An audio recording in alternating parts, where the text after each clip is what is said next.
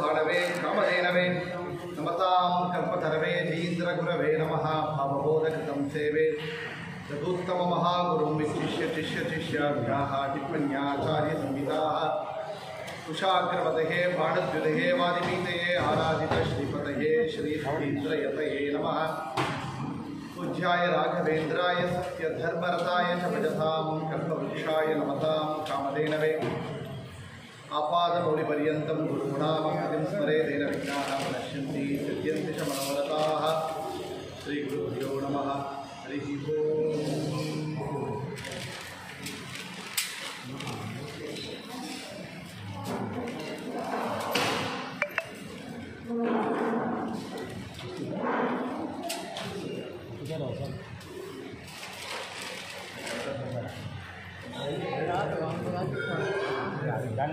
ಅಯ್ಯೋ ಒಂದು ಶುಭ ಪರ್ವಕಾಲ ಇಲ್ಲ ಕನ್ನಡ ಈ ಒಂದು ಪರ್ವಕಾಲ ಅಕ್ಷಯ ತೃತೀಯ ಪರ್ವಕಾಲವಾಗಿದೆ. ಭಗವಂತನಿಗೆ ಅಕ್ಷಯ ಎಂಬ ನಾಮ ಭಗವಂತನಿಗೆ ಉಂಟು.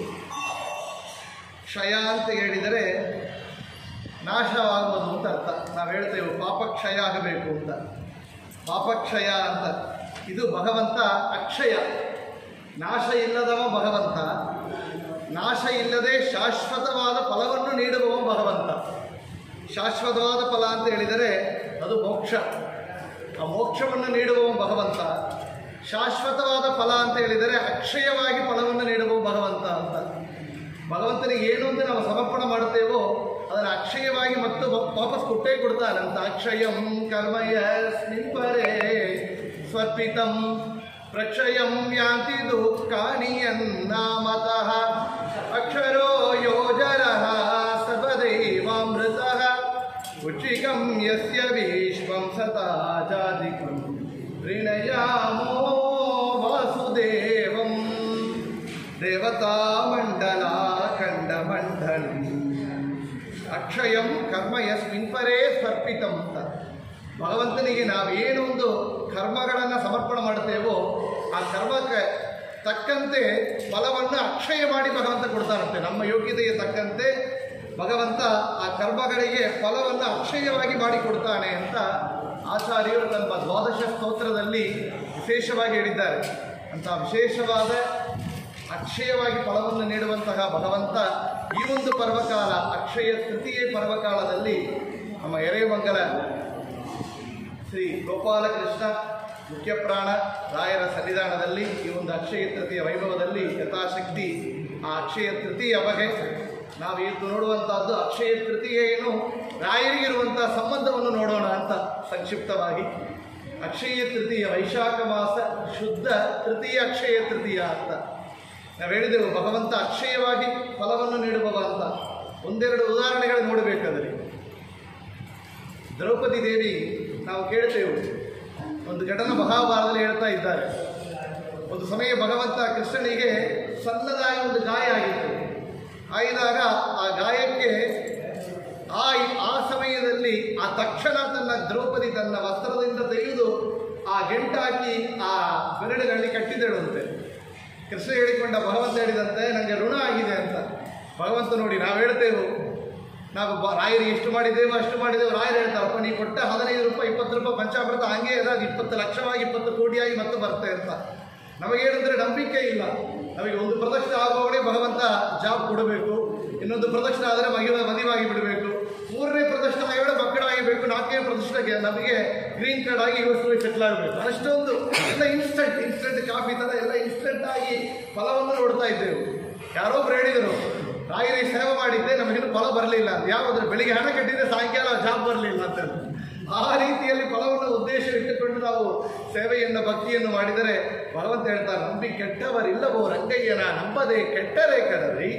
ಭಗವಂತನ ನಂಬಿದರೆ ಕೆಟ್ಟು ಹೋದವರಿಲ್ಲ ಅಂತ. ನಾವೇನೋ ಒಂದು ಒಳ್ಳ ಕಾರ್ಯಗಳನ್ನು ಮಾಡುತ್ತೇವೋ ನಾಶತೋ ವಿದ್ಯತೆ ಭಾವಃ ಭಗವಂತ ಹೇಳ್ತಾನೆ. ಒಳ್ಳ ಕೆಲಸ ಮಾಡಿದರೆ ಒಳ್ಳ ಫಲ ಇದ್ದೇ ಇರುತ್ತೆ ಅಂತ ಭಗವಂತ ಹೇಳಿದ್ದಾನೆ ಗೀತೆಯಲ್ಲಿ. ಅಂಥ ಫಲವನ್ನು ಕೊಡುವವ ಭಗವಂತ. ಆ ದ್ರೌಪದಿ ಸಣ್ಣದಾಗಿ ಕೊಟ್ಟ ವಸ್ತ್ರಕ್ಕೆ ಇಂದ ಭಗವಂತ ನೋಡಿದ ಆ ದ್ರೌಪದಿಯ ಮಾನಭಂಗ ಮಾಡುವಂಥ ಆ ಒಂದು ಘಟನೆ. ಆ ಸಭೆಯಲ್ಲಿ ಆ ಪಾಂಡವರು ಅಲ್ಲಿ ಜೂಜು ಆಟದಲ್ಲಿ ಸೋತೋದಾಗ ಏನು ಮಾಡಿದರು ಅಂದರೆ ಆ ಒಂದು ದ್ರೌಪದಿಗೆ ಬಹಳ ಅವಮಾನ ಮಾಡುವಂಥ ಪರಿಸ್ಥಿತಿ ಬಂದಾಗ ಭಗವಂತ ಅಕ್ಷಯವಾಗಿ ಆ ವಸ್ತ್ರವನ್ನು ಅವಳು ಕೊಟ್ಟ ಇಷ್ಟೂ ಒಂದು ಚೂರು ವಸ್ತ್ರಕ್ಕೆ ಎಷ್ಟು ಮೊಡವಾಗಿ ಎಷ್ಟು ಕೊಟ್ಟಿದ್ದಾನೆ ಲೆಕ್ಕ ಇಲ್ಲ. ಅವರ ಮರಳಿ ದನಗರ್ಪಿಸಲು ಕೊಟ್ಟುದು ಅನಂತ ಮಡಿ ಮಾಡಿ ಎಂದು ಜಗನ್ನಾಥದಾಸರು ಕರುಣಾಸಂಧಿಯಲ್ಲಿ ಭಗವಂತನಿಗೆ ಎಷ್ಟು ಕೊಡುತ್ತೇವೋ ಅದನ್ನು ಅನಂತವಾಗಿ ಕೊಡುವ ಭಗವಂತ ಅಂತ. ಅನಂತ ರೂಪಗಳು ಭಗವಂತನಿಗೆ, ಅನಂತ ನಾಮಗಳು.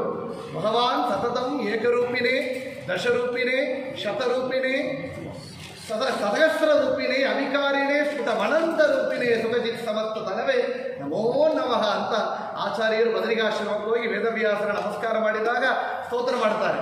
ಸತತವಾಗಿ ಭಗವಂತ ಏಕರೂಪ ದಶರೂಪ ಶತರೂಪ ಸಹಸ್ರ ರೂಪ ನಾವೇ ಕೇಳಿದ್ದೆವು. ನಾರಾಯಣ ಎಂಬ ಏಕರೂಪ, ಮಚ್ಚಾದಿ ದಶರೂಪಗಳು, ಕೇಶವಾದಿ 24 ರೂಪಗಳು, ಸಹಸ್ರ ವಿಶ್ವಾದಿ ಸಹಸ್ರ ರೂಪಗಳು. ಅದು ಮಾತ್ರವಾಗಿ ಕೇಳಿರಲಿಲ್ಲ, ಅನಂತ ರೂಪಗಳು ಭಗವಂತನಿಗೆ ಉಂಟು, ಅನಂತ ರಾಮಗಳು ಉಂಟು. ಅನಾದಿ ಕಾಲದಿಂದ ಅನಂತ ಕಾಲವಾಗಿರುವಂಥ ಭಗವಂತ ಅನಂತ ಕಾರ್ಯಗಳನ್ನು ಅನಂತ ಜೀವರಾಶಿಗಳಲ್ಲಿ ಗೆದ್ದು ಮಾಡಿಸ್ತಾನೆ ಅಂದರೆ ಅನಂತ ಜೀವರಾಶಿಗೊಳಗೆ ಅವರವರಿಗೆ ತಕ್ಕಂಥ ಯೋಗ್ಯತೆ ತಕ್ಕಂತೆ ಅನಂತ ಫಲವನ್ನು ಅಕ್ಷಯವಾಗಿ ಕೊಡ್ತಾನೆ. ಅವರಿಂದ ಭಗವಂತ ಅಷ್ಟ ಒಂದು ಭಗವಂತನ ಮಹಿಮೆ ನಮಗೆ ಗೊತ್ತಾಗುತ್ತೆ. ನಾವು ನೋಡಿ ಭಗವಂತನಿಗೆ ಏನು ಕೊಡ್ತೇವೋ ಅದೇ ಮತ್ತು ವಾಪಸ್ ಕೊಡ್ತಾನೆ. ನಾವು ಕೇಳ್ತೇವೆ ಇದು ದ್ರೌಪದಿ ಕೊಟ್ಟದ್ದು ಅನಂತವಾಗಿ ಕೊಟ್ಟ ಭಗವಂತ ಅಂತ. ಇನ್ನೊಬ್ಬಳು ಕೊಟ್ಟರು ಯಾರು ಭಗವಂತನಿಗೆ ಪೂತನ ಅಂತ ಮಹಾಭಾರತದಲ್ಲಿ ಕೇಳ್ತೇವೆ, ಭಾಗವತದಲ್ಲಿ ಕೇಳ್ತೇವೆ. ಪೂತನ ಕಂಸ ಕಳಿಸಿಕೊಟ್ಟಿದ್ದ ಕೃಷ್ಣನನ್ನ ಕೊಂದು ಬರಬೇಕು ಅಂತ. ಏನು ಮಾಡಿದ? ಪುಟ್ಟು ಕೃಷ್ಣ, ಬಾಲಕನಾಗಿ ಸಣ್ಣ ಮಗುವಾದ ಕೃಷ್ಣ, ಅವನಿಗೆ ಎಷ್ಟು ವಿಷ ಬೇಕು? ಒಂದು ಜೊಟ್ಟು ವಿಷ ಸಾಕಲ್ಲಿ. ಒಂದು ಜೊಟ್ಟು ತನ್ನ ಸ್ತನ್ಯಪಾನವನ್ನು ಮಾಡಿದ ಕಾರ್ಯನ ಮಾಡಲಿಕ್ಕಾಗಿ ಬಂದಂತೆ ತೋರಿಸಿಕೊಂಡು ಸುಂದರ ರೂಪ ಧರಿಸಿದ ಪೂತನ ಜೊಟ್ಟು ಒಂದು ಚೂರು ವಿಷವನ್ನು ಸೇರಿಸಿಕೊಟ್ಟಿದ್ದರು.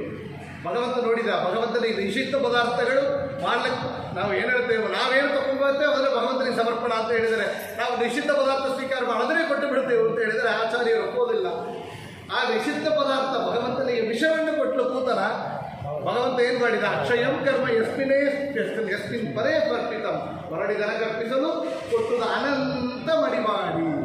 ಒಂದು ಜೊಟ್ಟು ವಿಷವನ್ನು ಕೊಟ್ಟ ಪೂತನಿಗೆ ಅವಳಿಗೆ ಎಷ್ಟು ಬೇಕೋ ಅಷ್ಟು ಕೊಟ್ಟು ಮಡಿ ಮಾಡಿ ಭಗವಂತ ಏನು ಮಾಡಿದ ಅಂದರೆ ಆ ವಿಷವನ್ನೇ ಮತ್ತು ಕೊಟ್ಟು ಪೂತನ ಚೆನ್ನಾಗಿ ಸೆತ್ತು ಬಿಡು ಅಂತ ಕೇಳ್ತೇವೆ.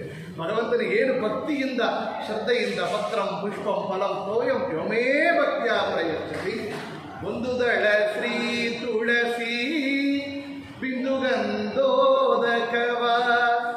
ಇಂದಿರಾರಮನೆಗೆ ಅರ್ಪಿತವೆನ್ನಲು ಒಂದೇ ಮನದಲ್ಲಿ ಸಿಂಧು ಸಯನನ ತಾನು ಎಂದೆಂದು ವಾಸಿಪ ಮಂದಿರದೊಳಗೆ ಹೂವ ತರುವರ ಮನೆಗೆ ಹುಲ್ಲು ತರುವ ಪಾಂಡವರ ಮನೆಯಲ್ಲಿ ಕುದುರೆಗಳ ತಾದೊಡೆದು ಪುಂಡರೀಕಾಕ್ಷ ಹುಲ್ಲನ್ನು ತರಿಸಿದ ಅಂದದ ವಾಗನ ಶ್ರೀ ಪುರಂದರ ವಿಠಲನು ತೊಂಡರಿಗೆ ತೊಂಡನಾಗಿ ಸಂಚರಿಸುತ್ತಿದ್ದನು. ತೊಂಡರಿಗೆ ತೊಂಡನಾಗಿ ನಾವು ಕೊಡುವಂಥ ಭಗವಂತ ಕೊಟ್ಟದ್ದು ಕೆರೆಯ ನೀರನ್ನು ಕೆರೆಗೆ ಚೆಲ್ಲಿರೋ ಭಗವಂತ ಕೊಟ್ಟದ್ದು ಆ ಪತ್ರಂ ಪುಷ್ಪಂ ಫಲಂ ತೋಯಂ ಭಗವಂತ ಕೊಟ್ಟ ತುಳಸಿ. ನಮ್ಮ ಮನೆಯಲ್ಲಿ ಬಂದರೆ ಅದು ಸಂಪತ್ತು ಎಂಬ ಮಹಾಲಕ್ಷ್ಮಿ, ಅದು ಭಗವಂತನಿಗೆ ಸಮರ್ಪಣೆ ಮಾಡಿದರೆ ಅದುವೇ ರುಕ್ಮಿಣಿ ಕೃಷ್ಣರ ವಿವಾಹ. ಪತ್ರ ಪುಷ್ಪಂ ನಮ್ಮ ಮನೆಗೆ ಜಲ, ಇವತ್ತು ಇಂಥ ಬಿಸಿಲು ಕಾಲದಲ್ಲಿ ನಮ್ಮ ಮನೆಗೆ ಬೋರ್ ವಾಟರ್ ನೀರು ಬರುತ್ತೆ, ಏದೋ ಟ್ಯಾಂಕ್ ವಾಟರ್ ನೀರಿದೆ ಅಂದರೆ ಅದು ಲಕ್ಷ್ಮಿ ಎಂಬ ಸಂಪತ್ತು. ಆ ಸಂಪತ್ತು ಒಂದು ದಳ ಶ್ರೀ ತೊಡದಿ ಬಿಂದು ಗಂಧೋದು ಒಂದು ಉದ್ರಣಿಯ ಭಗವಂತನಿಗೆ ಅಮ್ಮ ನೀ ಕೊಟ್ಟ ಸಂಪತ್ತು ಅಂತ ಜಲವನ್ನು ಸಮರ್ಪಣೆ ಮಾಡಿದರೆ ಅದು ರುಕ್ಮಿಣಿ ಕೃಷ್ಣರ ವಿವಾಹ ಅಂತ ಹೇಳ್ತಾರೆ. ಅಂತ ಭಗವಂತನಿಗೆ ಸಮರ್ಪಣೆ ಮಾಡಿದರೆ ಅಕ್ಷಯಂ ಕರ್ಮಯಸ್ಮಿನ್ ಪರೇ ಸ್ವರ್ಪಿತಂ, ಅಕ್ಷಯವಾಗಿ ಮತ್ತು ಫಲವನ್ನು ವಾಪಸ್ ಕೊಡ್ತಾನೆ ಭಗವಂತ. ಇದು ಭಗವಂತನಿಗೆ ಮಾತ್ರ ಅಲ್ಲ, ವಾಯುದೇವರಿಗೆ ಅಪ್ಲಿಕಬಲ್. ವಾಯುದೇವರಿಗೆ ನೋಡಿ ಏನು ಹೇಳಿದ ಪೂತನ ಒಂದು ಉದಾಹರಣವಾಗಿ ತಗೊಂಡೇವೆ. ಲಂಕೆಗೆ ಹೋಗಿದ್ದಾರೆ, ಲಂಕೆಯಲ್ಲಿ ದೊಡ್ಡ ಗಲಾಟವನ್ನು ಮಾಡಿದರು ವಾಯುದೇವರು. ಮುಖ್ಯ ಪ್ರಾಣ ಹನುಮಂತ ರಾವಣ ಸಭೆಯಲ್ಲಿ ಕೂತುಕೊಂಡು ದಾಸೋಹಂ ಕೌಶಲೇಂದ್ರಸ್ಯ ರಾಮಸ್ಯ ಕ್ಲಿಷ್ಟ ಕರ್ಮಣಃ, ರಾಮನ ದಾಸ ದೂತನಾಗಿ ಬಂದಿದ್ದೇನೆ ಅಂತ ಹೇಳಿದಾಗ ಶಿಕ್ಷೆ ಮಾಡಬೇಕು ಅಂದರು. ವಿಭೀಷಣ ಹೇಳಿದ ದೂತರಿಗೆ ಶಿಕ್ಷೆ ಮಾಡಬಾರದು, ಅವಮಾನ ಮಾಡಬಹುದು. ಹಾಗೇನು ಮಾಡೋದು? ಬಾಲಕ್ಕೆ ಬೆಂಕಿ ಇಡಿ ಅಂದರು. ಒಂದು ಚೂರು ಬೆಂಕಿಯನ್ನು ಇಟ್ಟಾಗ ಹನುಮಂತ ದೇವರೇನು ಮಾಡಿದ್ರು? ವಾಪಸ್ ಮಾಡಿಕೊಟ್ರು, ಅಕ್ಷಯವಾಗಿ ಮಾಡಿಕೊಟ್ರು. ಭಗವಂತ ಮಾತ್ರ ಇಲ್ಲ, ಮುಖ್ಯ ಪ್ರಾಣರು ಕೂಡ ಅವ್ರಿಗೆ ಏನು ಕೊಡ್ತಾರೆಯೋ ಅಕ್ಷಯವಾಗಿ ವಾಪಸ್ ಕೊಡ್ತಾರೆ. ಇಡೀ ಲಂಕೆಗೆ ಬೆಂಕಿಯನ್ನು ಹೆಚ್ಚಿದ ಹನುಮಂತ ಅಂತ ಕೇಳ್ತೀವಿ. ಅದು ಭಗವಂತನಿಗೆ ಭಕ್ತಿಯಿಂದ ನಾವು ಸಮರ್ಪಣೆ ಮಾಡಿದರೆ ಮತ್ತು ಅದು ವಾಪಸ್ ಬಂದೇ ಬರುತ್ತೆ. ಅದೇ ದೈತ್ಯರು ಮಾಡುವಂಥ ಕಾರ್ಯಗಳಿಗೆ ಅಕ್ಷಯವಾಗಿ ಅವರಿಗೆ ಫಲ ಬಂದೇ ಬರುತ್ತೆ ಅಂತ ರಾಮಾಯಣ ಮಹಾಭಾರತ ಭಾಗವತ ಪುರಾಣಗಳಲ್ಲಿ ನಾವು ನೋಡ್ತಾ ಇದ್ದೇವೆ. ಅಂತ ವಿಶೇಷವಾದ ಭಗವಂತನ ಮಹಿಮೆ ಇರುವಂಥ ಪರ್ವಕಾಲ ಅಂದರೆ ಈ ಒಂದು ಅಕ್ಷಯ ತೃತೀಯ, ವೈಶಾಖ ಮಾಸ ಶುದ್ಧ ತೃತೀಯ, ಶುಕ್ಲಪಕ್ಷ ತೃತೀಯವನ್ನು ಅಕ್ಷಯ ತೃತೀಯ ಅಂತ ಹೇಳ್ತೇವೆ. ಈ ಒಂದು ಪರ್ವಕಾಲ ನೋಡಿ ವಿಶೇಷವಾದ ಪರ್ವಕಾಲ. ಯಾತಕ್ಕೆ ಅಂದರೆ ಚೈತ್ರ ಮಾಸ ಪೌರ್ಣಮಿಯಿಂದ ಪ್ರಾರಂಭವಾಗಿ ವೈಶಾಖ ಪೌರ್ಣಮಿ ತನಕ ಇರುವಂಥ ಈ ಒಂದು ತಿಂಗಳು ಅದು ವೈಶಾಖ ಸ್ನಾನ ಪರ್ವಕಾಲ ಅಂತ ವಾದಿರಾಜರು ಚರಿತ್ರದಲ್ಲಿ ಕೇಳುತ್ತೇವೆ. ಭೂತರಾಜರು ಪ್ರಶ್ನೆ ಮಾಡಿದರು, ಏನು ಆಗಾಮಾವೆ ಅಂದರೆ ಏನು? ಆಗಾಮಾವೇಳಿ ಸ್ನಾನ ಮಾಡದೇ ಇರುವವರು ಯಾರು ಒಂದು ಆಷಾಢ, ವೈಶಾಖ ಸ್ನಾನ, ಕಾರ್ತೀಕ ಸ್ನಾನ, ಮಾಘ ಸ್ನಾನ ಅಂತ ಈ ಒಂದು 4 ತಿಂಗಳು ವಿಶೇಷವಾದ ಪರ್ವಕಾಲ.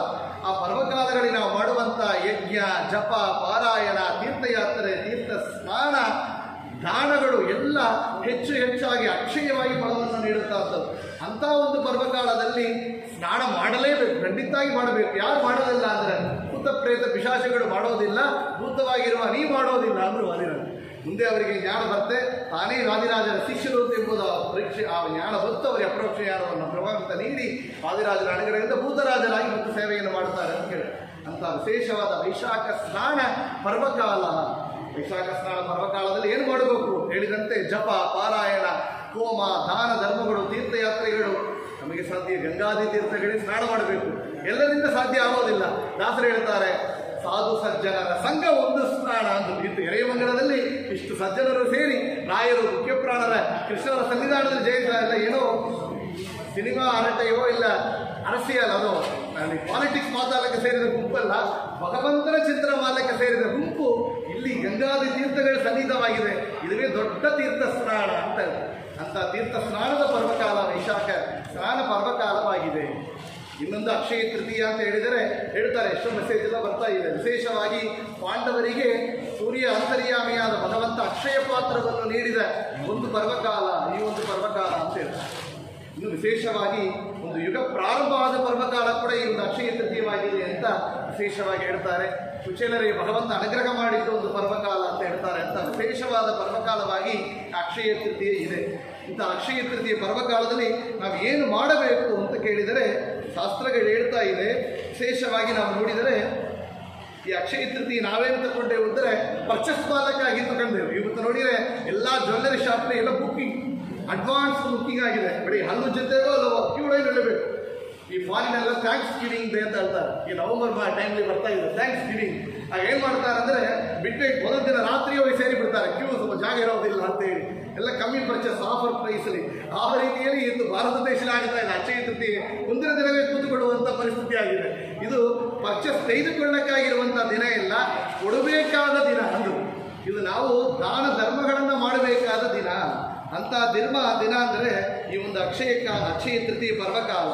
ಯತ್ಕಿಂಚಿತ್ ಜಪ ಹೋಮ ಪಿತೃತರ್ಪಣ ದಾನಾನಿ ಕ್ರಿಯತೆ ಸತ್ಸರ್ವಂ ಅಕ್ಷಯಂ ಭವತಿ ಎಂದು. ಅಕ್ಷಯಂ ಭವತಿ ಏನು? ನಾವು ಯತ್ಕಿಂಚಿತ್ ನಮಗೆ ಎಷ್ಟು ಸಾಧ್ಯವೋ ಯಥಾಶಕ್ತಿ ಅಂತ ಹೇಳ್ತೇವಲ್ಲ, ಎಲ್ಲ ವಿಷಯಗಳು ನಮ್ಮ ಶಾಸ್ತ್ರಗಳು ನಮಗೆ ಒಂದು ಆಪ್ಷನ್ ಕೊಟ್ಟಿದೆ, ಒಂದು ಅನುಕೂಲ ಮಾಡಿಕೊಟ್ಟಿದ್ದಾರೆ. ಯಥಾಶಕ್ತಿ ಎಷ್ಟು ಸಾಧ್ಯವೋ, ಎಷ್ಟು ನಮಗೆ ಕಾಲ ಅವಕಾಶ ಇದೆಯೋ, ಎಷ್ಟು ದ್ರವ್ಯ ಅನುಕೂಲವಾಗಿದೆಯೋ, ಎಷ್ಟು ಸಂಪತ್ತು ಭಗವಂತ ನೀಡಿದ್ದಾನೆಯೋ, ನಮಗೆ ಯಥಾಶಕ್ತಿ ನಾವು ಮಾಡುವಂಥ ಕಾರ್ಯಗಳು ಏನು ಅಂತ ಕೇಳಿದರೆ ಜಪ, ಹೋಮ, ಪಿತೃತರ್ಪಣ, ದಾನಾನಿ ಕ್ರಿಯತಃ.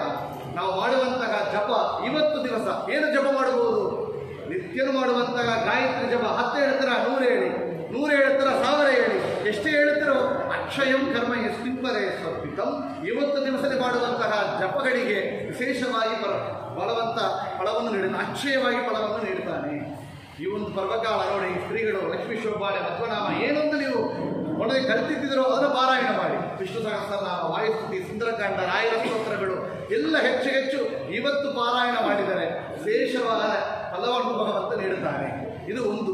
ಇನ್ನೊಂದು ಹೇಳ್ತಾರೆ, ವಿಶೇಷವಾಗಿ ಈ ಒಂದು ದಿವಸದಲ್ಲಿ ಮಾಡುವಂತಹ ಸ್ನಾನ, ಮೊದಲೇ ಹೇಳಿದ ವೈಶಾಖ ಸ್ನಾನ ಪರ್ವಕಾಲ, ಅದು ಅಕ್ಷಯ ತೃತೀಯ ಪರ್ವಕಾಲ. ವೈಶಾಖೇ ಶುಕ್ಲ ಪಕ್ಷೇತು ತೃತೀಯಾಯಾಂ ತಥೈವ ಚ ಗಂಗಾತೋಯೇ ನರಹ ಸ್ನಾತ್ವ ಮುಚ್ಯತೆ ಸರ್ವಕಿಲ್ಬಿಷೈಹಿ. ಈ ಒಂದು ಅಕ್ಷಯ ತೃತೀಯ ವೈಶಾಖ ಶುದ್ಧ ತೃತೀಯ ಎಂಬ ಈ ಒಂದು ಪರ್ವಕಾಲದಲ್ಲಿ ಗಂಗಾ ಸ್ಮರಣೆಯಿಂದ ಗಂಗೇದಿ ಯೋಗ್ರೂಯ ಯೋಜನಾನಾಂ ಶತೈರಪಿ ಮುಚ್ಯತೆ ಸರ್ವ ಪಾಪೇಭ್ಯಃ ವಿಷ್ಣು ಲೋಕಂ ಚ ಗಚ್ಚತಿ. ಗಂಗಾ ಗಂಗಾ ಗಂಗಾ ಅಂತ ಗಂಗಾ ತೀರ್ಥ ಗಂಗಾದಿ ಗಂಗಾ ಯಮುನಾ ಸರಸ್ವತಿ ಇತ್ಯಾದಿ ತೀರ್ಥಗಳನ್ನು ಸ್ಮರಣ ಮಾಡುತ್ತಾ ಇವತ್ತು ದಿವಸದಲ್ಲಿ ಮಾಡುವಂತಹ ಸ್ನಾನಕ್ಕೆ ಹೆಚ್ಚು ಫಲವನ್ನು ಭಗವಂತ ನೀಡಿದ್ದಾನೆ. ಆಗ ಪ್ರಾತಃ ಕಾಲ ಸ್ನಾನದಿಂದ ಪ್ರಾರಂಭ ಆಗುತ್ತೆ. ಸ್ನಾನಗಳಾದ ಮೇಲೆ ಗೋಪಿಚಂದ್ರನ ಮುದ್ರದಾನ ಮಾಡಿಕೊಂಡು ನಾವು ಮಾಡುವಂತಹ ಅನುಷ್ಠಾನಗಳು, ಸಂಧ್ಯಾವಂದನ ಇತ್ಯಾದಿ ಅನುಷ್ಠಾನಗಳು, ತುಳಸಿ ಪೂಜೆ, ನಾವು ಮಾಡುವಂತಹ ನಿತ್ಯ ಅನುಷ್ಠಾನಗಳ ಅಂಗವಾಗಿರುವಂತಹ ಜಪಗಳು, ಪಾರಾಯಣ, ಇದೆಲ್ಲ ಅಕ್ಷಯ ತೃತೀಯ ಪರ್ವಕಾಲದಲ್ಲಿ ವಿಶೇಷವಾಗಿ ಹೇಳಿದ್ದಾರೆ. ಇನ್ನೊಂದು ಅಕ್ಷಯ ತೃತೀಯ ಮಾಡಲೇಬೇಕಾದ್ದು ಅಂತ ಹೇಳಿದರೆ ದೇವರ ಪೂಜೆ. ನಾವು ಇದಕ್ಕಾಗಿ ಎಲ್ಲೆಲ್ಲಿಯೂ ಹುಡುಕಿಕೊಂಡು ಹೋಗಬೇಕು ಮೊದಲು ಅವರವರ ಮನೆಯಲ್ಲಿ ಏನೊಂದು ದೇವರು ಸಾಲಿಗ್ರಾಮ ಇದೆಯೋ, ದೇವರ ಪ್ರತಿಮೆಗಳಿದೆಯೋ ಆ ಪ್ರತಿಮೆಗೆ ಯಥಾಶಕ್ತಿ ಅಭಿಷೇಕಾದಿಗಳನ್ನು ಮಾಡುತ್ತಾ ವಿಶೇಷವಾಗಿ ಇವತ್ತಿನ ದಿವಸದಲ್ಲಿ ನಾವು ಮಾಡಬೇಕಾದ್ದು ಅಂದರೆ ಗಂಧ ಲೇಪನ ಅಂತ ಹೇಳಿದ್ರು. ಈ ಗಂಧ ಬಗ್ಗೆ ವಿಶೇಷವಾಗಿ ಹೇಳಬೇಕು. ಭಗವಂತನಿಗೆ ಮಾಡುವಂತಹ ಷೋಡಶೋಪಚಾರ ಪೂಜೆಯಲ್ಲಿ ಗಂಧಾನ್ ಸಮರ್ಪಯಾಮಿ ಅಂತ ನಮಗೊಂದು ಅಂಗವಾಗಿಟ್ಟಿದ್ದಾರೆ. ಈ ಗಂಧವನ್ನು ಸಮರ್ಪಣೆ ಮಾಡಿದರೆ 7 ಫಲ ಅಂತ ಹೇಳಿದರೆ ಕೃಷ್ಣನ ಚರಿತ್ರೆಯಲ್ಲಿ ನೋಡಬಹುದು. ಕೃಷ್ಣ ಕಂಸನ ಮಧುರಾಪಟ್ಟಣಕ್ಕೆ ಹೊರಟಿದ್ದ. ಅಕ್ರೂರರು ಕರೆದುಕೊಂಡು ಹೋಗಿದ್ದಾರೆ ಕೃಷ್ಣ ಬಲರಾಮರನ್ನ. ಒಳಗೆ ಎಂಟ್ರಿ ಮಾಡಬೇಕಾದರೆ ನಾವು ಕೇಳ್ತೇವೆ, ಬೇರೆ ಬೇರೆ ಘಟನೆಗಳು ಬರ್ತಾ ಇದೆ. ಕಂಸನಿಗಾಗಿ ನಿತ್ಯನು ವಸ್ತ್ರವನ್ನು ಒಯ್ದುಕೊಂಡು ಬರುವ ಆ ವಸ್ತ್ರವನ್ನು ತೆಗೆದು ಅಲ್ಲಿ ಆ ವಸ್ತ್ರ ಮೇಲೆ ನಡೆದುಕೊಂಡು ಹೋಗಿದ್ದ ಅಂತ. ಆಗ ತ್ರಿವಕ್ತ್ರ ಎಂಬ ಸ್ತ್ರೀ, ಅವಳಿಗೆ ದೇಹದಲ್ಲಿ 3 ಜಾಗದಲ್ಲಿ ಕೂಣಿತ್ತಂತೆ. ಅವಳಿಗೆ ಅಂಗಹೀನವಾಗಿತ್ತು, 3 ಜಾಗದಲ್ಲಿ ಬೆಂಟಾಗಿತ್ತು. ಅವಳಿಗೆ ತ್ರಿವಕ್ತ್ರಳಾಗಿದ್ದರು, ಅವಳು ದೋಷ ಇತ್ತು ಅವಳ ದೇಹದಲ್ಲಿ. ಆದರೆ ಅವಳು ಮಾಡಿದ ಕಾರ್ಯ ಏನಂದರೆ ಕಂಸನಿಗೆ ನಿತ್ಯವಾಗಿ ಗಂಧವನ್ನು ಅರೆದು ತೆಗೆದುಕೊಂಡು ಹೋಗಿ ಸಮರ್ಪಣೆ ಮಾಡುವಂಥ ಕಾರ್ಯ ಅವಳ ನಿತ್ಯ ಕರ್ತವ್ಯವಾಗಿತ್ತು. ಆದರೆ ಇವತ್ತು ಸಾಕ್ಷಾತ್ ಕೃಷ್ಣ ಪರಮಾತ್ಮ ಬಂದಿದ್ದಾನೆ ಅಂತ ಹೇಳಿದಾಗ ಕಂಸನಿಗೆ ನಿತ್ಯ ಗಂಧವನ್ನು ಕೊಟ್ಟು ಪಾಪ ಮಾಡಿಕೊಂಡಿದ್ದೇನೆ, ಇವತ್ತು ಭಗವಂತ ಬಂದಿದ್ದಾನಲ್ಲ, ಭಗವಂತನಿಗೆ ಗಂಧವನ್ನು ಸಮರ್ಪಣೆ ಮಾಡ್ತೇನೆ ಅಂತೇಳಿ ಕೃಷ್ಣನಿಗೆ ಗಂಧವನ್ನು ಸಮರ್ಪಣೆ ಮಾಡಿದರು ತ್ರಿಭಕ್ತರು. ಈ ಗಂಧದಲ್ಲಿ ವಿಶೇಷವಾಗಿ ಜಗನ್ನಾಥದಾಸರ ಹರಿಕಥಾಮೃತದಲ್ಲಿ ತೋರಿಸಿಕೊಟ್ಟಿದ್ದಾರೆ. 403 ಭಗವಂತನ ರೂಪಗಳು ಗಂಧದಲ್ಲಿ ಇದೆ. ಭಗವಂತನಿಗೆ ಗಂಧಾನ್ ಸಮರ್ಪಯಾಮಿ ಅಂತ ಹೇಳಿದಾಗ ನಿತ್ಯ ನಾವು ಸ್ಮರಣ ಮಾಡಬೇಕಾದದ್ದು ಏನಂದರೆ ದೀಪದಲ್ಲಿ 13 ರೂಪಗಳು, ಗಂಧದಲ್ಲಿ 403 ರೂಪಗಳಿದೆ ಅಂತ ನಿತ್ಯನ ಸ್ಮರಣ ಮಾಡುತ್ತಾ ನಮ್ಮ ಅಂತರ್ಯಾಮಿಯಾದ ವಿಭುರೂಪಿ ಪರಮಾತ್ಮನೇ ಈ ಸಾಲಿಗ್ರಾಮದ ಸನ್ನಿಹಿತ ಇದ್ದಾನೆ, ಅವನೇ ಈ ಗಂಧದಲ್ಲಿ 403 ರೂಪಗಳಿಂದ ಇದ್ದಾನೆ, ನಾನು ಸಮರ್ಪಣೆ ಮಾಡ್ತೇನೆ ಅಂತ ಹೇಳಿದರೆ ಅದು ಗಂಧ ಭಗವಂತನ ಪ್ರಸಾದವಾಗಿ ನಮಗಾಗುತ್ತೆ. ಅಂಥ ಸಮರ್ಪಣ ಬುದ್ಧಿಯಿಂದ ಸಮರ್ಪಣೆ ಮಾಡಬೇಕು ಅಂತ ಹೇಳ್ತಾರೆ. ಅಲ್ಲಿ ಪೂತನೆ ಹಾಲನ್ನು ವಿಷ ಹಾಲನ್ನು ಕೊಟ್ಟರು ನೋಡ್ರಿ, ಅಂತ ಮಸಿಗೆ ಹೋದರು. ಆದರೆ ಇಲ್ಲಿ ತ್ರಿಭಕ್ತರೇ ಭಗವಂತನಿಗೆ ಗಂಧವನ್ನು ಸಮರ್ಪಣೆ ಮಾಡಿದರು. ಭಗವಂತ ತನ್ನ ಹೆಬ್ಬೆರಳಿಂದ ಅವಳ ಕಾಲನ್ನು ಮುಟ್ಟಿದ, ಚೆನ್ನಾಗಿ ಕೈಯನ್ನು ಮುಟ್ಟಿ ಎತ್ತಿದರೆ 3 ವಕ್ತ್ರ ಅವಳಿಗಿತ್ತು, ತ್ರಿಭಕ್ತರಾಗಿದ್ದರು. ಅದು ಸರಿಯಾಗಿ ಸುಂದರವಾದ ಸ್ತ್ರೀ ರೂಪವನ್ನು ತಾಳಿದರು ಅಂತ ಹೇಳ್ತಾರೆ. ಸುಂದರವಾದ ರೂಪ. ವಾದಿರಾಜರು ಹೇಳ್ತಾರೆ, ನಾವೇ ಮತ್ತೆ ಅವಳಿಗೆ ತ್ರಿಭಕ್ತರಾಗಿದ್ದರು ಗಂಧ ಸಮರ್ಪಣೆ ಮಾಡಿದೆವು, ಮತ್ತು ನಾವು ಯಾವ ಮಾಡಬೇಕು ಸ್ವಾಮಿ? ನಮಗೆ ಚೆನ್ನ ಕೈ ಕಾಲ ಗೆದ್ದ ಎಲ್ಲ ಚೆನ್ನ ಗಟ್ಟಿಯಾಗಿದೆ ಇವಾಗಿದೆ. ಆದರೆ 60 ವರ್ಷ ಆದರೆ ಕೆಳಗೆ ಕೊಡೋಕ್ಕಾಗೋದಿಲ್ಲ, ಕೆಳಗೆ ಊಟ ಮಾಡೋಕ್ಕಾಗೋದಿಲ್ಲ, ಇದಕ್ಕೆ ಇಂಡಿಯನ್ ಟಾಯ್ಲೆಟ್ ಯೂಸ್ ಮಾಡೋಕ್ಕಾಗೋದಿಲ್ಲ, ನಡಿಲಿಕ್ಕಾಗೋದಿಲ್ಲ, ಎಷ್ಟೋ ಅಂಗಹೀನ ಇವತ್ತಿದೆ. ವಾದಿರಾಜರು ಹೇಳಿದ ಅದು ಮಾತ್ರ ಇಲ್ಲ, ನಮಗೆಲ್ಲ ಅಂಗಗಳಿದೆ, ಚೆನ್ನಾಗಿದೆ ಅಂತ ನಮಗೆ ಅಜ್ಞಾನ. ಆದರೆ ಎಲ್ಲ ಭಕ್ತರ, ಅವಳು ತ್ರಿಭಕ್ತರು, ನಾವು ಸರ್ವಭಕ್ತರು ಅಂದರು. ವಾದಿರಾಜರು ನಾವು ಸರ್ವಭಕ್ತರು ಗಂಧವನ್ನು ಸಮರ್ಪಣೆ ಮಾಡ್ತೇನೆ ಸ್ವಾಮಿ. ಆ ಒಂದು ಅಂಗದಿಂದ ಏನು ಸೇವೆ ಭಗವಂತನಿಗೆ ಮಾಡಬೇಕಾದ್ರೂ ನಾವು ಮಾಡೋದಿಲ್ಲ. ಕಣ್ಣಿನಿಂದ ಭಗವಂತನ ನೋಡಬೇಕು, ಬಾಯಿನಿಂದ ಭಗವಂತ ನಾಮಗಳನ್ನ ಇಡಬೇಕು, ಕೈಯಿಂದ ಭಗವಂತನಿಗೆ ಪೂಜೆ ಮಾಡಬೇಕು, ನಮ್ಮ ಕಾಲಿನಿಂದ ತೀರ್ಥಯಾತ್ರೆ ಮಾಡಬೇಕು, ಇತ್ಯಾದಿ ವಿಷಯಗಳು ನಾವು ಮಾಡೋದಿಲ್ಲ. ಸರ್ವಭಕ್ತರಾಗಿದ್ದೆವು. ಭಗವಂತ ಈ ಗಂಧವನ್ನು ಸಮರ್ಪಣೆ ಮಾಡ್ತೇನೆ, ನಮ್ಮ ದೋಷಗಳನ್ನು ಪರಿಹಾರ ಮಾಡಬೇಕು. ಆ ತ್ರಿಭಕ್ತರಿಗೆ ಸುಂದರವಾದ ರೂಪವನ್ನು ಕೊಟ್ಟಿದ್ದ ಭಗವಂತ ಅಂತ. ನಾವು ನಿತ್ಯನೂ ಗಂಧ ಸಮರ್ಪಣೆ ಮಾಡಿದರೆ ಭಗವಂತ ನಮ್ಮ ದೋಷಗಳನ್ನು ಪರಿಹಾರ ಮಾಡ್ತಾನೆ. ಅಂಗಹೀನವಾದರೆ ವ್ಯಾಧಿಗಳೆಂದರೆ ಪರಿಹಾರವಾಗುತ್ತೆ. ವಿಶೇಷವಾಗಿ ನಮ್ಮೊಳಗಿರುವಂಥ ದೋಷಗಳು, ಪಾಪಗಳು ಇತ್ಯಾದಿಗಳು ಪರಿಹಾರ ಆಗುತ್ತೆ ಅಂತ ಈ ಒಂದು ಘಟನೆ ನಮಗೆ ತೋರಿಸಿಕೊಡ್ತಾ ಇದೆ. ಅದರಲ್ಲಿ ವಿಶೇಷವಾಗಿ ಇವತ್ತು ಈ ಅಕ್ಷಯ ತೃತೀಯ ಪರ್ವಕಾಲದಲ್ಲಿ ಭಗವಂತನಿಗೆ, ಮುಖ್ಯ ಪ್ರಾಣರಿಗೆ, ಎಲ್ಲ ಗುರುಗಳ ಬೃಂದಾವನಕ್ಕೆ ನಾವು ಯಥಾಶಕ್ತಿ ಮಾಡುವಂಥ ಗಂಧ ಲೇಪನ ನಮಗೆ ಇರುವಂಥ ದೋಷಗಳನ್ನು, ನಮ್ಮಲ್ಲಿರುವಂಥ ದೋಷಗಳನ್ನು ಪರಿಹಾರ ಮಾಡಿಸಿ ನಮಗೆ ವಿಶೇಷವಾದ ಧರ್ಮ ಮಾರ್ಗದಲ್ಲಿ ಭಗವಂತ ಪ್ರೇರಣೆ ಮಾಡುವಂಥ ಅನುಗ್ರಹವಾಗುತ್ತೆ ಅಂತ ಈ ಒಂದು ಅಕ್ಷಯ ತೃತೀಯ ಕಾಲದಲ್ಲಿ ನಾವು ನೋಡುವಂಥದ್ದು. ಇನ್ನೊಂದು ಅಕ್ಷಯ ತೃತೀಯ ನಾವು ಮಾಡಬೇಕಾದ್ದು ಅಂತ ಹೇಳಿದರೆ ಪಿತೃತರ್ಪಣ, ಶನ್ನವತಿ ಶ್ರಾದ್ದ ಅಂತ ಹೇಳ್ತಾರೆ. ವರ್ಷದಲ್ಲಿ 96 ಡೇಸ್ ನಾವು ಮಾಡಬೇಕಾದ ಶ್ರಾದ್ದಗಳಿದೆ. ನಾವು ಕಮ್ಮಿ ಪಕ್ಷ ಅಮಾವಾಸ ಮಾಡಿದರೆ ದೊಡ್ಡದು ಇವತ್ತು. ಅದು ಸೂರ್ಯ ಚಂದ್ರಗ್ರಹಣ ಕಾಲ ಇತ್ಯಾದಿ ಸಂಕ್ರಮಣ ಕಾಲಗಳು. ಒவ்வೊಂದು ಪ್ರತಿ ತಿಂಗಳು ಸೂರ್ಯ ಒவ்வೊಂದು ರಾಶಿಯಲ್ಲಿ ಪ್ರವೇಶ ಮಾಡುವಂತಹ ಪರ್ವಕಾಲ. ಮೇಷ ಸಂಕ್ರಮ, ಋಷಭ ಸಂಕ್ರಮಣ. ನಾವು ಯಥಾಶಕ್ತಿ ಏನು ಮಾಡ್ತೇವೆ? ಧನುರ್ಮಾಸದಲ್ಲಿ ಮೊದಲು ಸಂಕ್ರಮಣ, ಮಕರ ಸಂಕ್ರಮಣ ಒಂದು ಮಾಡ್ತೇವೆ, ಕಟಕ ಸಂಕ್ರಮಣ ದಕ್ಷಿಣಾಯನ ಪುಣ್ಯಕಾಲ, ಉತ್ತರಾಯಣ ಪುಣ್ಯಕಾಲ. ಆದರೆ ಪ್ರತಿ ತಿಂಗಳು ಮಾಡಬೇಕು ಅಂತ ಹೇಳ್ತಾರೆ. ಅಂತ ಪರ್ವಕಾಲದಲ್ಲಿ ಒಂದು ಅಂದರೆ ಈ ಅಕ್ಷಯ ತೃತೀಯ ಪರ್ವಕಾಲ. ಈ ಒಂದು ಪರ್ವಕಾಲದಲ್ಲಿ ಪಿತೃತರ್ಪಣಗಳು ಮಾಡಿದರೆ ವಿಶೇಷವಾಗಿ ಪಿತೃಗಳು ಪ್ರೀತಿಯಾಗಿ, ಮುಖ್ಯವಾಗಿ ಅವರ ಅಂತರ್ಯಾಮಿಯಾದ ಭಾರತೀಯರ ಮುಖ್ಯ ಪ್ರಾಣ ಅಂದರೆ ಆ ಜನಾರ್ದನರು ಭಗವಂತ ಪ್ರೀತನಾಗುತ್ತಾನೆ ಅಂತ ವಿಶೇಷವಾಗಿ ಹೇಳಿದ್ದಾರೆ. ಪಿತೃತರ್ಪಣಕ್ಕಾಗಿರುವಂತಹ ಪರ್ವಕಾಲ. ಇನ್ನೊಂದು ಒಂದು ತಿಂಗಳು ತಗೊಂಡ್ರೆ ಶುಕ್ಲ ಪಕ್ಷ ತೃತೀಯೆ ಅಂತ ಹೇಳಿದರೆ ಭಗವಂತ ಒவ்வೊಂದು ತಿಥಿಯನ್ನು ಒவ்வೊಂದು ದೇವತೆಗಳಾಗಿ ಮೀಸಲಿಟ್ಟಿದ್ದಾನೆ. ನಾವು ನೋಡಬೇಕು. ಅದು ಚತುರ್ಥಿ ಅಂತ ಹೇಳಿದರೆ ಗಣೇಶನಿಗಾಗಿ, ಪಂಚಮಿ ಅಂತ ಹೇಳಿದರೆ ನಾಗರಿಗೆ, ಷಷ್ಠಿ ಅಂತ ಹೇಳಿದರೆ ಸುಬ್ರಹ್ಮಣ್ಯರಿಗೆ, ಸಪ್ತಮಿ ಅಂತ ಹೇಳಿದರೆ ಸೂರ್ಯನಿಗೆ, ರಥ ಸಪ್ತಮಿ ಬರ್ತಾ ಇದೆ. ಈ ರೀತಿಯಲ್ಲಿ ಅಷ್ಟಮಿ ಅಂತ ಹೇಳಿದರೆ ದುರ್ಗೆಯಾಗಿ, ಈ ರೀತಿ ನೋಡಿ ಹಬ್ಬ ಎಲ್ಲ ಆ ತಿಥಿಗಳಿಗೆ ಬರ್ತಾ ಇದೆ. ಏಕಾದಶಿ, ದಶಮಿ, ದ್ವಾದಶಿ ಇದು ದಿನತ್ರಯ, ಅದು ಹರಿದಿನ ಭಗವಂತ ಇಟ್ಟುಕೊಂಡ. ಮತ್ತು ಇದನ್ನು ಬಿಟ್ಟು ಅಮಾವಾಸ್ಯೆ ಅಂದರೆ ಪಿತೃಗಳಿಗೆ, ಪೌರ್ಣಮಿ ಅಂದರೆ ದೇವತೆಗಳಿಗೆ ಅಂತ ಈ ರೀತಿಯಲ್ಲಿ ಭಗವಂತ ಮಾಡಿಟ್ಟಿದ್ದಾನೆ. ಅದರಲ್ಲಿ ತೃತೀಯ ಯಾರಿಗೆ ಅಂದರೆ ಗೌರಿಗಾಗಿ, ಪಾರ್ವತಿ ದೇವಿಗಾಗಿ ಇಟ್ಟ ದಿವಸ ಅಂದರೆ ಭಗವಂತ ಇಟ್ಟುಕೊಟ್ಟ ದಿವಸ ಅದು ತೃತೀಯೆ. ಅದರಿಂದ ನೋಡಿ ಭಾದ್ರಪದ ಮಾಸ ತೃತೀಯಲ್ಲಿ ನಾವು ಗೌರಿ ಪೂಜೆ ಮಾಡ್ತೇವೆ. ಅದು ಮಾತ್ರ ಇಲ್ಲದೆ ಚೈತ್ರ ಮಾಸ ಶುಕ್ಲಪಕ್ಷ ತೃತೀಯ ಅದು ಗೌರಿ ಪೂಜೆ ದಿವಸ. ವಿಶೇಷವಾಗಿ ವೈಶಾಖ ಶುದ್ಧ ತೃತೀಯೆ, ಅಕ್ಷಯ ತೃತೀಯೆ ಅಂದರೆ ಅದು ಗೌರಿ ಪೂಜೆಗಾಗಿರುವಂಥ ದಿವಸ ಅಂತ ಹೇಳ್ತಾರೆ. ಗೌರಿ ಪೂಜೆ ಮಾಡಿದರೆ ಏನಾಗುತ್ತೆ? ಇವತ್ತೆಲ್ಲರೂ ಮಾಡಲೇಬೇಕು. ಇದು ದೊಡ್ಡ ಸಂಶಯ ಅಂದರೆ ಎರಡು. ಒಂದು, ಮಕ್ಕಳಿಗೆ ವಿವಾಹ ಆಗೋದಿಲ್ಲ, ಹೆಣ್ಣು ಮಕ್ಕಳಿಗೆ ಆಗೋದಿಲ್ಲ. ಯಾತಕ್ಕೆಂದರೆ ಹೆಣ್ಣು ಮಕ್ಕಳಾಗಂತ ಕಂಡೀಷನ್ಲಿ 40-45 ಆದರೆ ಏನು ಕಂಡೀಷನ್ ಮೀಟ್ ಮಾಡೋಕ್ಕೆ ಸಾಧ್ಯವೇ ಇಲ್ಲ. ಏನೋ ಅಕಸ್ಮಾತ್ ಮದುವೆ ಆಗಿದ್ರೆ ಒಂದಾಗಿರೋದು ದೊಡ್ಡ ಚಾಲೆಂಜ್ ಆಗಿರುತ್ತೆ. ಈಗ ನಮ್ಮ ತಾತಂದರು ದೊಡ್ಡವರೆಲ್ಲ 60 ಶಕ್ತಿಯುಕ್ತ ಪೂರ್ತಿ, ಭೀಮನದ ಶಾಂತಿ, ಸಹಸ್ರ ಚಂದ್ರ ದರ್ಶನ ನೋಡ್ತಾ ಬಂದರು. ಇವತ್ತು 60 ದಿವಸ ಆದರೆ ದೊಡ್ಡ ಮೈಲ್ ಸ್ಟೋನ್ ಇರಬೇಕು. ಅದು ದೊಡ್ಡ ರೆಕಾರ್ಡ್ ಆಗುತ್ತಾ ಇದೆ. ಯಾತಕ್ಕೆ ಅಂದರೆ ಅವರುಗಳೊಳಗಿರುವಂಥ ಅನ್ಯೋನ್ಯ ಇಲ್ಲ. ಆ ಅನ್ಯೋನ್ಯವನ್ನು ಕೊಡುವಂಥ ಅವಳು ಯಾರು ಅಂದರೆ ಗೌರಿ ಇಂದು ಭಾಗವತದಲ್ಲಿ ವಿಶೇಷವಾಗಿ ಹೇಳ್ತಾರೆ. ಅದಕ್ಕಾಗಿ ನೋಡಿ ಮದುವೆ ದಿವಸ ಆ ಹೆಣ್ಣು ಮದುವೆ ಹುಡುಗಿ ಗೌರಿ ಪೂಜೆಯನ್ನು ಮಾಡಿ ಮದುವೆ ಮಾಡಿದ್ದ ಇದ್ದರು. ಇವತ್ತು ಗೌರಿ ಪೂಜೆ ಕಡಿಮೆ ಆಗ್ತಾ ಬರ್ತಾ ಇದೆ, ದೈವಸ್ಕೆ ತುಂಬ ಬರ್ತಾ ಇದೆ. ಅದು ವಿಶೇಷವಾದ ಪರ್ವಕಾಲ. ಈ ಒಂದು ಪರ್ವಕಾಲ ಗೌರಿ ಪೂಜೆಗಾಗಿ ಇದೆ ಅಂತ ಹೇಳ್ತಾರೆ. ಇನ್ನೂ ಹೆಚ್ಚು ಅಂದರೆ ನಾವು ಹೇಳಿದರು ದಾನ ಕೊಡುವುದಕ್ಕಾಗಿ, ಇವತ್ತು ದಿವಸ ಕೊಡುವುದಕ್ಕಾಗಿರುವಂತಹ ದಿವಸ.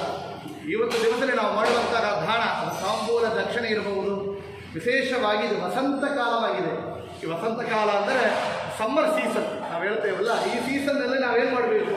ಈ ಚೈತ್ರ ವೈಶಾಖ ತಿಂಗಳಲ್ಲಿ ವಿಶೇಷವಾಗಿ ಪಾನಕ ಮಜ್ಜಿಗೆ ನೈವೇದ್ಯ, ಕೋಸಂಬರಿ ನೈವೇದ್ಯ ನಾವು ಯುಗಾದಿ, ರಾಮನವಮಿ ಇತ್ಯಾದಿ ಪರ್ವಕಾಳಿ ಮಾಡ್ತೇವೆ. ಅದರ ಪ್ರತಿ ದಿವಸನೂ ಈ 60 ದಿವಸನೂ ಕೂಡ ಮಾಡಲೇಬೇಕಾದ ಒಂದು ನೈವೇದ್ಯ. ಅದು ವಿಶೇಷವಾಗಿ ಅಕ್ಷಯ ತೃತೀಯ ದಿವಸ ಪಾನಕ ಮಜ್ಜಿಗೆ ಇತ್ಯಾದಿ ನೈವೇದ್ಯ ಮಾಡಿ ಬ್ರಾಹ್ಮಣ ಸುವಾಸನೆಗಳಿಗೆ ಕೊಟ್ಟರೆ ವಿಶೇಷವಾದ ಪುಣ್ಯ ಅಂತ ಹೇಳ್ತಾರೆ. ಅದು ಮಾತ್ರ ಇಲ್ಲ, ಹಣ್ಣು, ತಾಂಬೂಲಗಳು, ಯಥಾಶಕ್ತಿ ಸ್ವರ್ಣದಾನ, ಸ್ವರ್ಣವನ್ನು ತೈಲಕ್ಕೆ ನಾವು ಪ್ರಯತ್ನ ಪಡ್ತೇವೆ, ಸ್ವರ್ಣದಾನವನ್ನು ಕೊಡಿ ಇದ್ದಾರೆ. ಯಥಾಶಕ್ತಿ ಎಷ್ಟು ದಕ್ಷಿಣೆಯಿಂದ ಸಾಧ್ಯವೋ ಇತ್ಯಾದಿ ದಾನಗಳನ್ನ ಮಾಡಿದರೆ ಅಕ್ಷಯಂ ಕರ್ಮಯ ಸ್ವೀಪರೇ ಸ್ವರ್ಪಿತಂ. ನಾವು ಎದು ಕೊಟ್ಟರೆಯೋ ಅದೇ ವಾಪಸ್ ಬರ್ತಾ ಅಂತ ನಾವು ಕೇಳ್ತೇವೆ. ನಂದಗೊಬ್ಬರು ಕೃಷ್ಣ ಹುಟ್ಟಿದ ಏನು ಮಾಡಿದರು ಅಂದರೆ, ನಾವು ಇವತ್ತು ಲಕ್ಷಾಂತರ ಗೋಗಳನ್ನಿಟ್ಟು ಸಂರಕ್ಷಣೆ ಮಾಡ್ತಾ ಇದ್ದೇವೆ.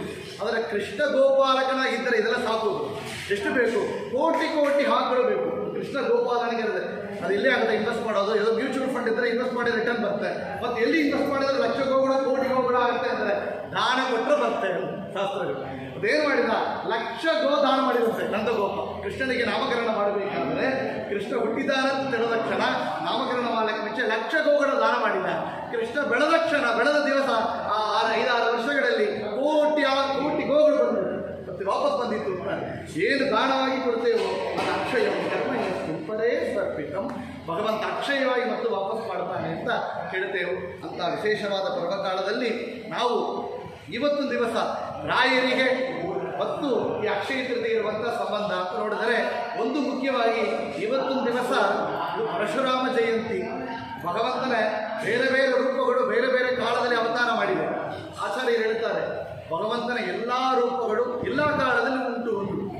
ಮತ್ತು ಯಾತಕ ಸ್ವಾಮಿ ನೀವು ರಾಮ ಅವತಾರ ಆಗಿತ್ತು, ಕೃಷ್ಣ ಅವತಾರ ಆಗಿತ್ತು, ಪರಶುರಾಮ ಅವತಾರ ಮಾಡಿದರು ಅಂತ ಕೇಳ್ತಾರೆ ಅಂದರೆ, ಭಗವಂತನ ರೂಪಗಳು ಅನಂತ ರೂಪಗಳು, ಅನಾದಿ ಕಾಲದಿಂದ ಅನಂತ ಕಾಲವರೆಗೆ ಸರ್ವತ್ರ ವ್ಯಾಪಿಯಾದ ಭಗವಂತ ರೂಪಗಳಿದೆ. ಆದರೆ ಯಾವ ಕ್ಷಣ ಭಗವಂತ ತನ್ನ ರೂಪವನ್ನು ಹೊರಗೆ ಪ್ರಕಟಣೆ ಮಾಡಿಕೊಡ್ತಾನೆಯೋ ಅದು ಅವತಾರವಾಗಿದೆ ಎಂದು. ಆಗ ರಾಮಾವತಾರ ಇವತ್ತಿದೆ, ನರಸಿಂಹ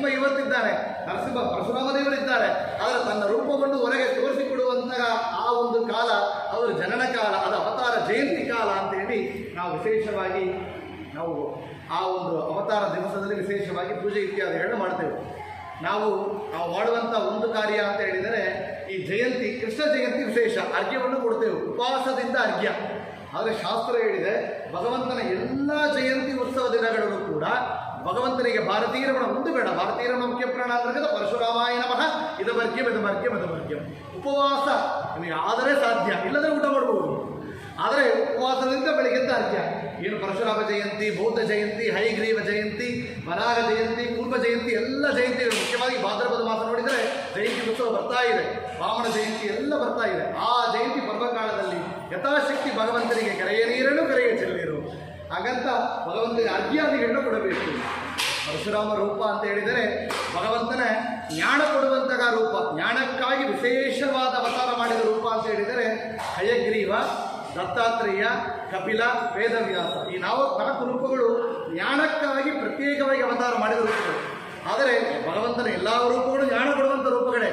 ಆದರೆ ಈ 4 ರೂಪ ವಿಶೇಷವಾಗಿ ಜ್ಞಾನಕ್ಕಾಗಿ ಅವತಾರ ಮಾಡಿದ ರೂಪ. ಅದರಲ್ಲೂ ಕೂಡ ದೈತ್ಯ ಸಂಹಾರಕ್ಕಾಗಿ ಇಂಥ ಅವತಾರ ಮಾಡಿದ ರೂಪಗಳು ತಗೊಂಡ್ರೆ ಅದು ಕೃಷ್ಣ, ಪರಶುರಾಮ, ಶತ್ರುಕುಲಾಂತಕ ಶಂಭುವರೇಣ್ಯ ಅಂತ. ಎಷ್ಟೋ ಒಂದು ದೊಡ್ಡ ದೊಡ್ಡ ದುಷ್ಟ ರಾಜರುಗಳನ್ನ ಸಂಹಾರ ಮಾಡಲಿಕ್ಕಾಗಿ ಪರಶುರಾಮನ ಅವತಾರ ಮಾಡಿದವರು ಕೂಡ ಜ್ಞಾನವನ್ನು ನೀಡಿದ್ದಾರೆ. ಯಾರಿಗೆ? ದ್ರೋಣಾಚಾರ್ಯರಿಗೆ ಗುರುವಾಗಿದ್ದವರು. ದ್ರೋಣಾಚಾರ್ಯ ಅಂದರೆ ದೇವತಾ ಗುರು, ದೇವತೆಗಳಿಗೆ ಗುರು. ಬೃಹಸ್ಪತ್ಯಾಚಾರ್ಯರೇ ದ್ರೋಣಾಚಾರ್ಯರಾಗಿ ಬಂದಿದ್ದಾರೆ. ದೇವತೆಗಳಿಗೆ ಗುರು, ಆದರೆ ಅವರಿಗೆ ಗುರು ಅಂದರೆ ಭಗವಂತ. ಅವರಿಗೆ ಗುರುವಾಗಿ ಪರಶುರಾಮರಾಗಿದ್ದು ಉಪದೇಶ ಮಾಡಿದವರು.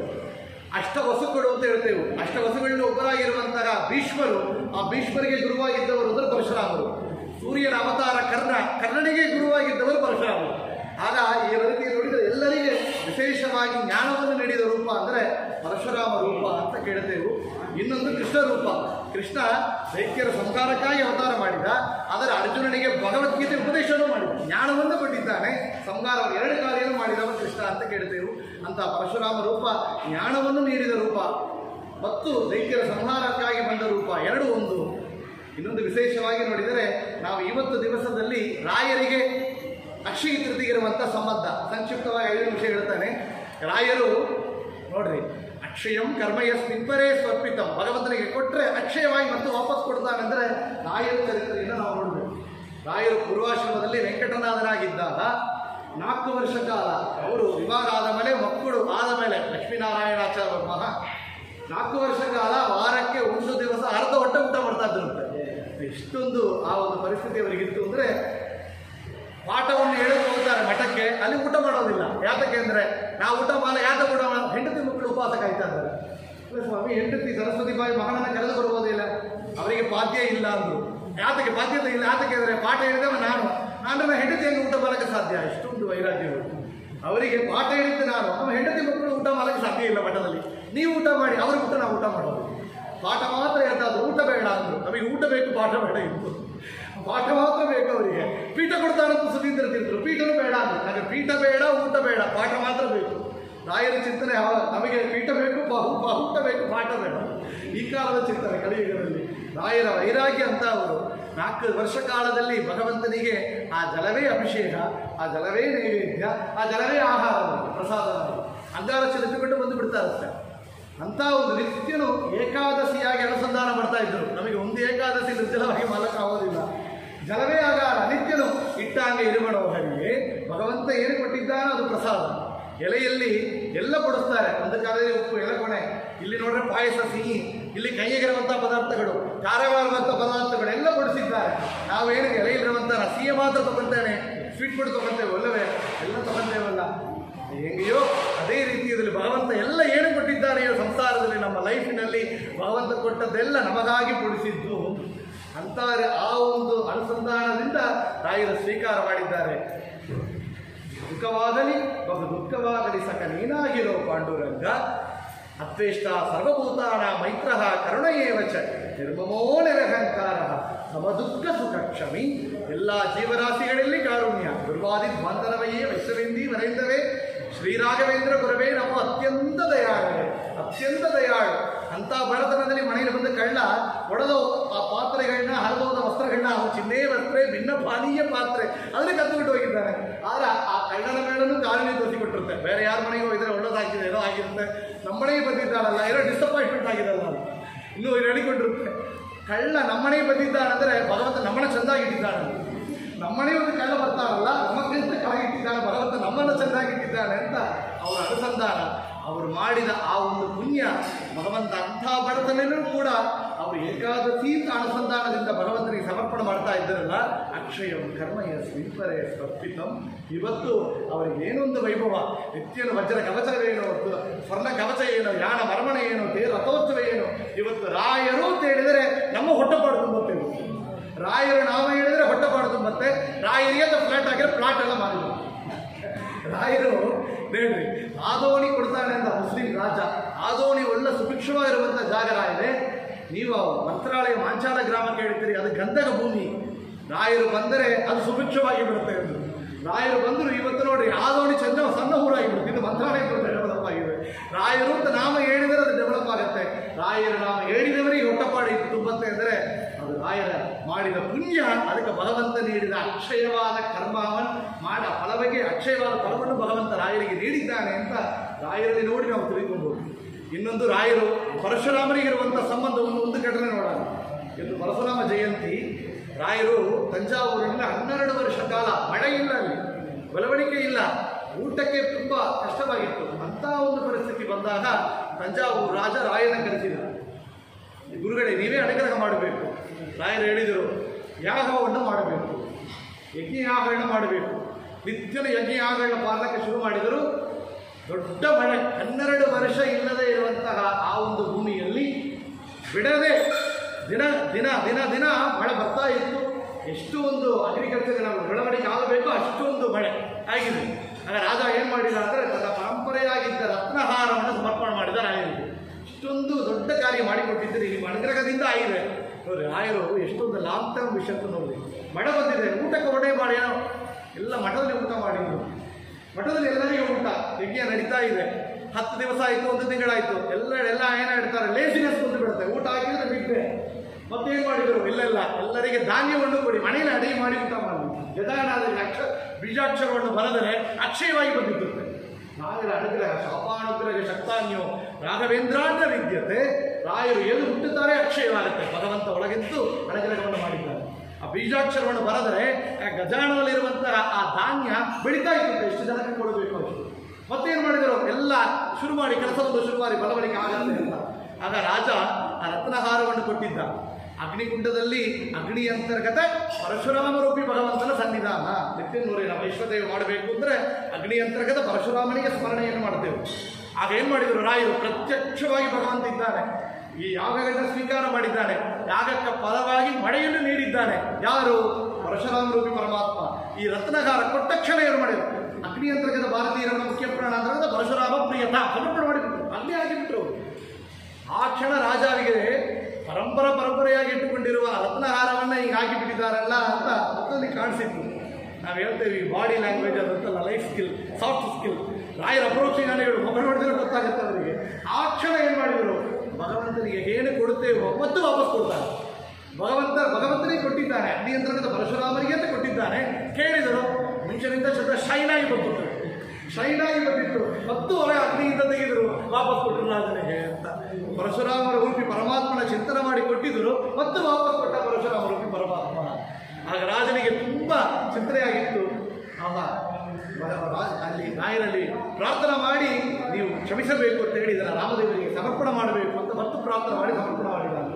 ರಾಯರ ಅನುಸಂಧಾನ ಆವ ರೀತಿಯಲ್ಲಿ ಇತ್ತು ಅಂತ. ಪರಶುರಾಮ ಜಯಂತಿ ಇರುವಂಥ ದಿವಸ ಅಕ್ಷಯ ತೃತೀಯ ದಿನ ರಾಯರ ಉಪಾಸನ ಪರಶುರಾಮ ದೇವರಲ್ಲಿ ಹೆಂಗಿತ್ತು ಒಂದು ಘಟನೆ.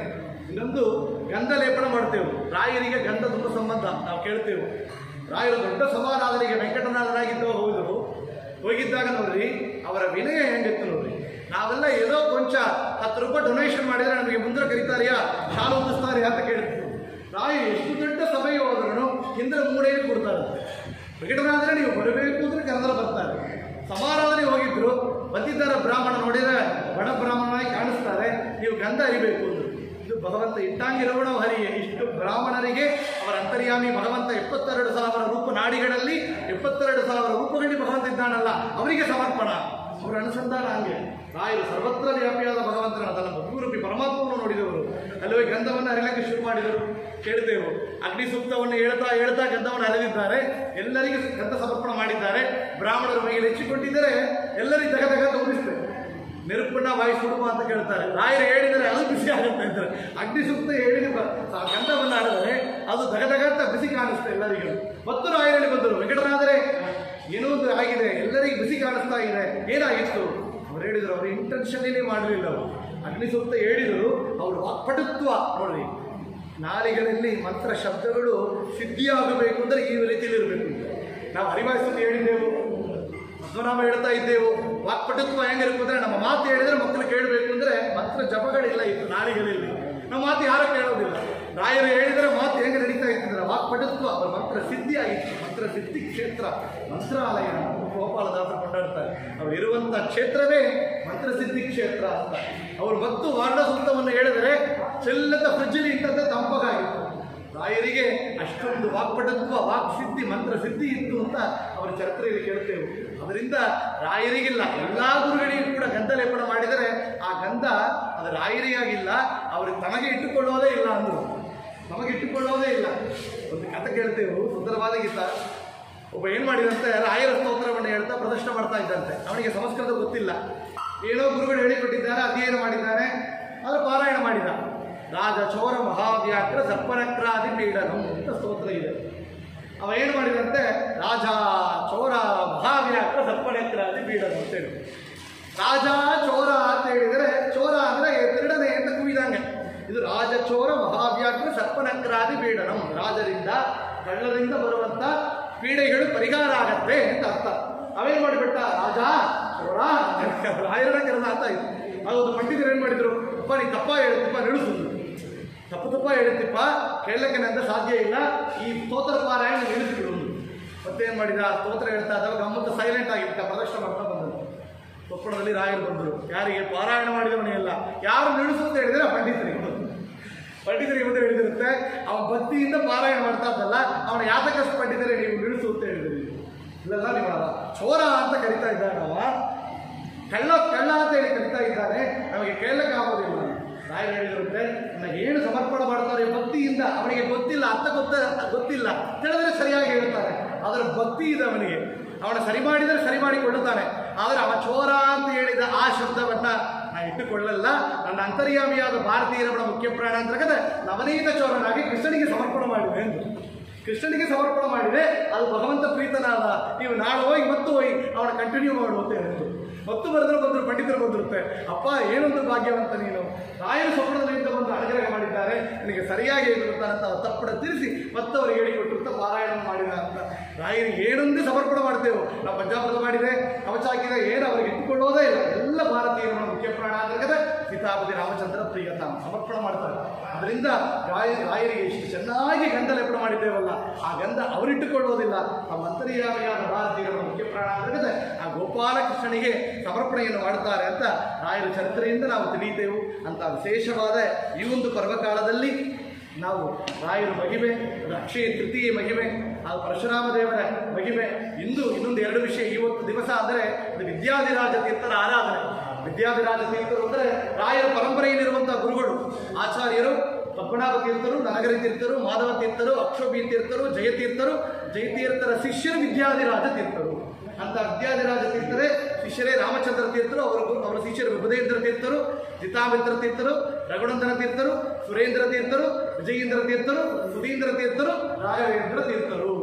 ಆಗ ರಾಯರು ಬಂದ ಪರಂಪರೆಯಲ್ಲಿರುವಂಥ ಜಯತೀರ್ಥರ ಶಿಷ್ಯರು ಅಂದರೆ ನೋಡಿ, ಜಯತೀರ್ಥರ ಮುಖಕಮಲದಿಂದ ನ್ಯಾಯಸುಧಾವನ್ನು ನೇರಾಗಿ ಅಧ್ಯಯನ ಮಾಡಿದ ಮಹನೀಯರು ಅಂದರೆ ವಿದ್ಯಾಧಿರಾಜ ತೀರ್ಥರು. ಅವರ ಆರಾಧನಾ ದಿವಸ ಈ ಒಂದು ಪರ್ವಕಾಲವಾಗಿದೆ.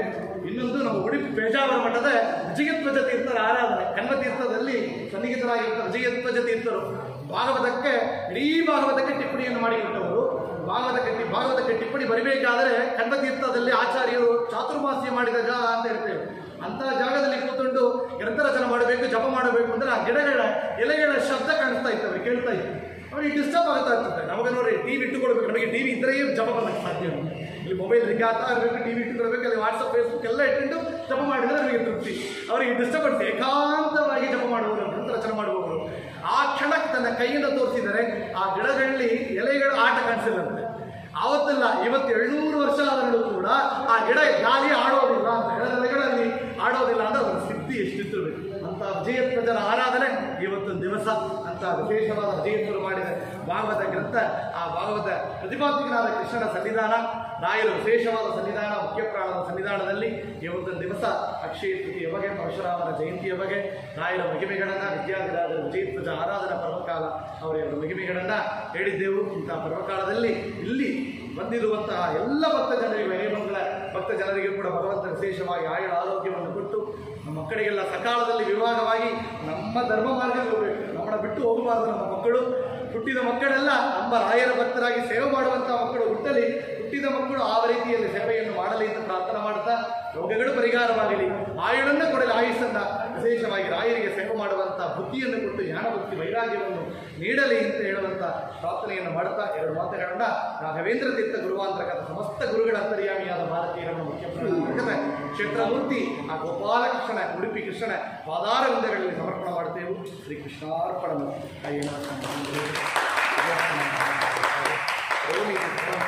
ನಾರಾಯಣಾಯ.